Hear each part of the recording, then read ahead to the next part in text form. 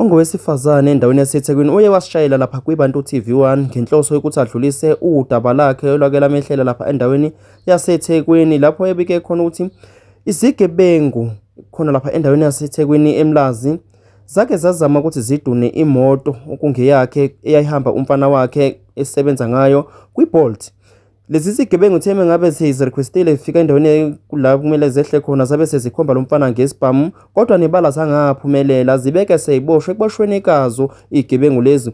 Abakubo kwazo igebengu zibe sexoxisana nalo mama uthi cha, lo oboshiwe kuyena ogila lemkhuba akakhululwe adedelwe, abomndeni bazobe sebekhokha indleko ezaba khona noma ezadaleka emva kuba imoto ilimala mengabe lo mfana ezama ukuthi aphunyuke kulezi zigebengu. Nebala ke kwenzeka lokho igebengu zadedelwa. Umama uthe emeshayelwa sebika ukuthi konke akwaxoxiwe akusahambanga ngendlela. Nantu udaba lika mama olugcwele. Enhla nasezantsi babukeli lapho nesibele nikhona yona le video siza kuyini kanje manje sithanda kunibingelele wesisiphinde sinamukela kusona isikhathi sesiphinde sahlangana. Mbukela sicela ukukhumbuza usibamba lapho channel zonke iBantu TV wona channel emba phambili kuletheleni izindaba emba phambili neshisa lapha eNingizimu Afrika, ikakhulukazi lezo ezithinta abantu abaxakeli lapha eNingizimu Afrika noma eSouth Africa. Kanti mawuthi ngomunye nawo umuntu onenkinga noma oxakekile odabeni oluthile noma esimeni esithile kodwa ufisa ukuthi abantu balapha eNingizimu Afrika bakusize abangakwazi ukukusiza noma uthole imbono ukubona, cha kulula nje sithinte kuyona inombolo ekhona le video siyipostele kulamagama angezansi adlulayo. Uxhumane nathi bese ke ubika udaba lakho bese ke siphinde senza indlela yokuthi sidlulisele kubantu. Ungafike uhlale nathi mekuthi useduze noma ngapha endaweni eyakhele igoli noma ke mekuthi kude negoli akwazi ukuthi ufinyelele kuthina ngqo qathatha. Kulula nje siyakufonela. Namhlanje ke siphethe usisi lapho uthe wasithinta naye ngodaba oluthinta impilo yakhe kudaba lomhlupha kakhulu. Athe ufisa ukuthi adlulisele kubantu base South Africa ukuze mhlawumbe athole usizo. So wena ke ukuze ivideo kasisi le noma inkulumo yakhe azoyithola ezohamba kakhulu, ucindezela nje u-like button ukuze ivideo izohamba kakhulu. Mangabe wena awukwazi umsize but ukuthi ucindezele u-like ivideo ya promotheka ifinyelele endaweni eningi hleze ithola umuntu ongakwazi asithinde afisa ukuthi axhumane nosisi because usisi ezosizakala. Wena muthi njalo wena subscribe usubscribe kuyona le video ibukele uhlale kanye nathi ube ingxenye yale channel. Into senza nje manje ukuthi sifonele yena usisi lona sikhulume naye ke abike udaba lakhe sithole siza ukuthi singakwazi ukuthi simsize. Mina ngumfelokazi washonela ubaba ngo-2014 waseshiya kunemadlana yayikhona ngabe sengibona ukuthi iway forward inzima ekuphileni. Kungcono ngizama imoto, ngathola imoto ye-TOC ngayenza uba ibihamba umfana wami omncane. Bese siphinde sikwamukela njengamanje usemoyeni lapha kwiBantu TV1. Sicela ukuthi ubingelele abalaleli noma ababukeli. Wathi lo mfana esebenza ene request ayitholile. Le request ngithi ayiyebo mnandini la khona la eThekwini, kusho ukuthi wa requestwa ubhuti abawu2 labo bhuti kuthe mase kufika ku endpoint ye request wasesuka lo munye emkhomba ngesibhamu sethi akalethe yonke into, ifoni, imali nemoto. Kusho ukuthi lo munye asazi noma babe actor yini ngoba lo munye wathuka wathi ayibo wenzani mfowethu. Kusho ukuthi ke lo ke wabese eselokhuza ke zama ukuthatha imoto ejikela ngaphambili. Kusho ukuthi wasemshanga imoto walala phansi. Kanti ngaphesheya kunama security ayekhona ayibuka lesigame ngoba kwazi kuphazamiseka ngisho umphakathi ngesikhathi edubula wazi wangabona emehlweni imoto yashayisa ipholi likagesi kwacisha ugesi kumphakathi. Kusho ukuthi ke wayesemshaya ngemoto ezama ukujikela ngaphambili eyoyithatha imoto, wamshawa waphansi waquleka. Kusho ukuthi kani lesigameko lesi akunama security ngaphesheya yayibuka lento yenzeka. Wela ke walindwa ke wabhekwa, kusho ukuthi bembuka ukuthi akalimele no leso sibhamu salahleka lapha. Hayi akalimele kodwa uqulekile. Wavuka ke kanjalo wavuka sekukhona amaphoyisa ke, kusho ukuthi ama security abesefonela ama SAPS. Wathi evuka nje wabeselindwa amaphoyisa waboshwa. Then ke seboshiwe ke I think uhlala eholiye lapha eboshiwe. Kusho ukuthi imindeni yethu bese ixhumene ngoba besi-athenda leli cala loluhlehla. Kusho ukuthi le mindeni-ke kusho ukuthi angazi-ke noma yathatha i-advantage noma yabona indlela esasixakeke ngayo ekutheni iparish alikwazi ukuya eziko sithembele kule moto. Kusho ukuthi basibe-negotiate ukuthi hhayi abakhiphi asisho i-amount ethize ukuze kukhandeke imoto sibuye siqhubeke nempilo kunoma lo yaboshwa. Hhayi nathi-ke sabona kuyise elingcono sasi ngempela siyaphenikha kukho baba lapha ekhaya and abantwana basebancane nemisebenzi ayikho noma ekhona ongasemncane kakhulu kodwa imisebenzi ayikho. So savumelana-ke ngaleyo nto ukuthi hhayi kulungile-ke bazomele bakhokhe u-60,000 ukuze kukhandeke imoto ngoba iyayi beyond repairs imoto. Ngendlela namanje kusayileso sigameko leso. Imoto nje kuleso sigameko ilo yahudulwa yabekwa yabo. Hhayi kusho ukuthi-ke sigcina-ke sinegotiate kanje athi abakhokhe u-60,000 sikhiphe lo nathi basinike lo 60,000 imoto ikhande uqhutshekwe nempilo. Hhayi sivumelane. Kusho ukuthi-ke bakhokha u-10 ngenye imini. Sathina hhayi ngeke somkhipha uma seniyiqedile le mali. Bakulandelisa ngo-10 omunye kwawu-20.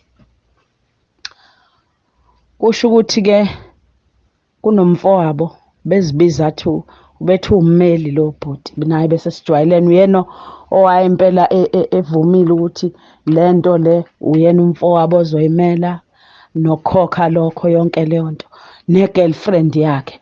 I-girlfriend yakhe-ke ila around Durban ubala abantu abasematatiyela. Kusho ukuthi-ke hhayi lo munye wayesevele ekhishiwe ngoba wayevele engenacala lo munye yilo wayenecala. Kusho ukuthi-ke hhayi sinegotiate-ke nalo mfowabo ozibiza ummeli ukuthi hhayi umfowabo uzommela nalo sisi othi uyi-girlfriend yakhe. Besificana vele labantu makuyiwa kwi-court ngosuku lwe-case. Hhayi siqhubeke kusho ukuthi-ke bakhiphe lo 20-ke bese umfana akamkhiphe-ke lo. Engakamkhiphi kusho ukuthi lo bhuti asuggest ukuthi uyacela ukuthi simkhiphe lo ngoba ufuna le mali ukuze afunde ilesini ngale nto ayenzile.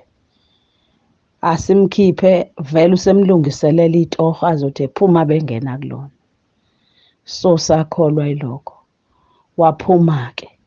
Kusho ukuthi kukhokhwe malini u-20 kusele u-40. Waphuma-ke. Mephuma-ke wangi-update futhi lo bhuti ukuthi hhayi uselitholile itoho uyasixhumanisa sesingaxhumana kukhokhelwane. Kusho ukuthi-ke amnike inamba yami angangifoneli. Alo engibuza lo bhuti usenixhumene cha asixhumene. Hhayi enze usuku lokuba sixhumane. Hhayi afone-ke lo bhuti. Mefona into yokuqala angibuza yona mina njengomntana walo mfana. Nami mina engilinyalelwa imoto ngalolu hlobo. Athi ngifunani ngithi mina yibo. Angifuni lutho olutheni ngifuna ukuthi wenze ubulungiswa njengoba ukhishiwe.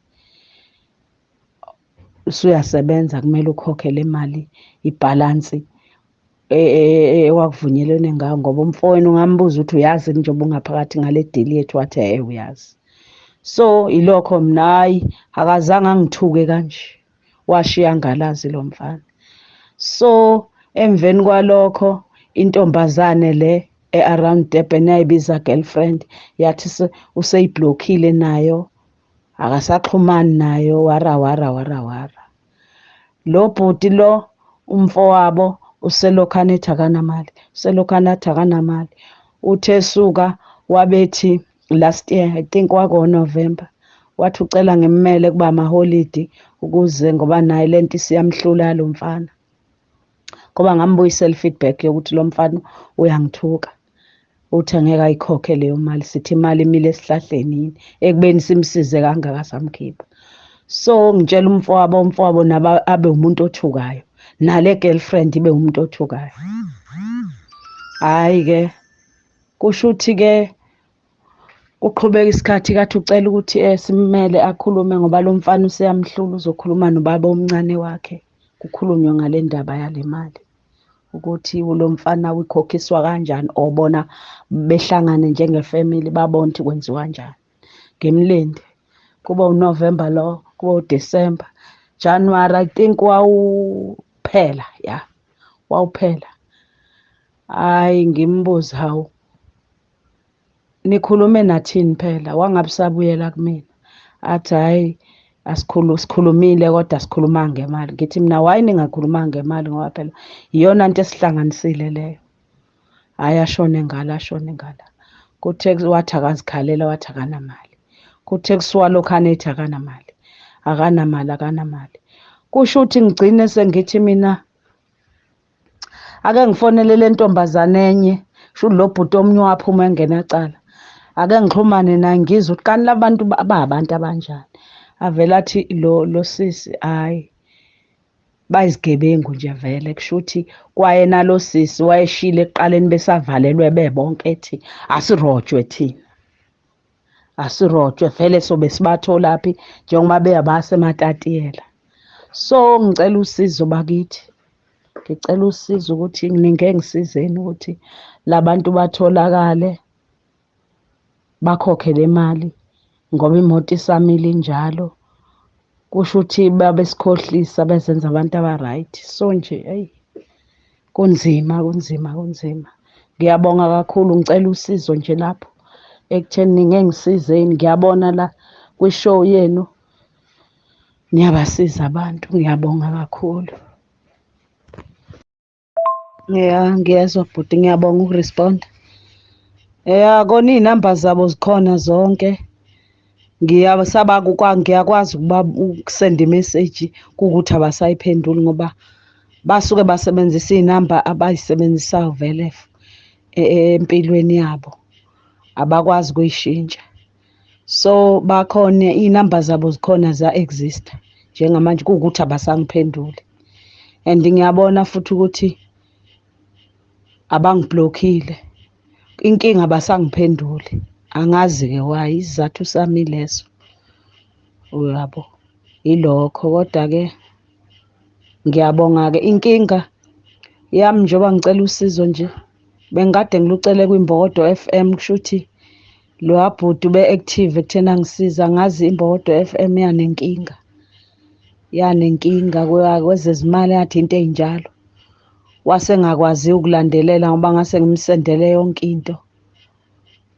Manje angisakwazi ukuxhumana naye lo bhuti. Angazi noma kusho ukuthi inamba yasestation le nganginayo angisakwazi ukuthola eyakhe epersonal yabo. Inkinga leyo. Yena wengizamela vele-ke vele uxazulula iy'nkinga ezikanje ahamba akufuna akuthole afune address yakhe akusearch-e nje aze akuthole. Inkinga kube yileyo ukuthi ngoba ngisho ukubafonela ubese bafonele ngoba iy'namba zabo vele zi-active. Inkinga yokuthi isiteshi sisuke sanenkinga, sisakwinkinga njengamanje. And inkinga yami eyokuthi angisakwazi ukuxhumana naye. Uyabo inkinga yami leyo bhuti. Ngiyabonga-ke kodwa ukuresponda. Ne-address yabo ikhona e-police station lapha eMbilo la eboshwe khona ubhuti.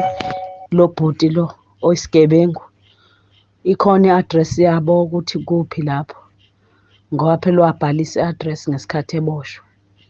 Uyabo kona nje lo bhuti-ke walokhuza yena waya ngisho esiteshini. Cabanga ukuthi eyofuna ama-details abo ukuthi kukuphi namatatiyela into ey'kanjalo yabo.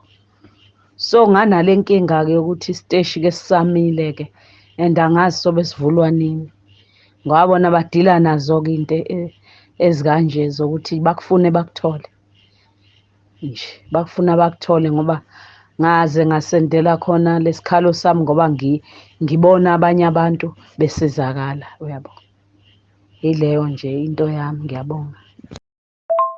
Ngiyabonga-ke bhuti kodwa ukuthi uresponde ekutheni ubuthanda ukungisiza isimo sesiteshi senu esingakwazi ukulokhu ngihandlisha iy'nkinga mhlambe ezinkulu njengale yami. Kodwa egameni lokuthi ubuye kumina ungichazele, ngiyabonga.